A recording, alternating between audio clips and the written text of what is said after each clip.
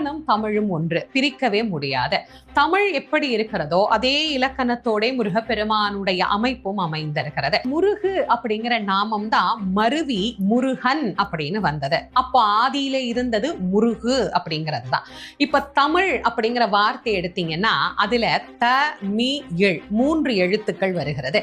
இந்த 3 எழுத்துமே முறையே வல்லினம், மெல்லினம், இடையினம் அப்படின்னு 3 இனங்களை நமக்கு குறிக்கக்கூடியதாக அமைந்திருக்கிறது. அதையே நீங்க முருகு அப்படிங்கிற வார்த்தை எடுத்துக்கிட்டீங்க அப்படின்னா மகரமையின் மேலே உகர உயிரேரியாக மூ என்கின்ற எழுத்தும், ரகரமையின் மேலே உகர உயிரேரியாக ரூ அப்படிங்கிற எழுத்தும், ககரமையின் மேலே உகர உயிரேரியாக கு அப்படிங்கிற எழுத்தும் அமைந்திருக்கிறது. மூ ரு கு. முருகு முருகு முருகு என யார் ஒருவர் உருகுகிறார்களோ அவர்களிடத்திலே கண்முன்னே தோன்றி காட்சி தரக்கூடியவராம் முருகப்பெருமான்.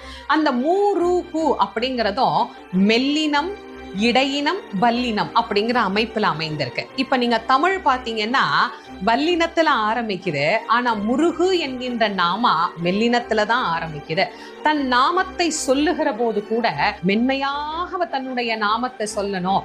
அவனுக்கு ஏற்படக்கூடிய பிரச்சனைகள் எல்லாம் வல்லினம் போல் கடைசியில் போய் நிற்கும் அப்படிங்கிறதுக்காகவே இந்த நாமா வடிவமைக்கப்பட்டது போலவே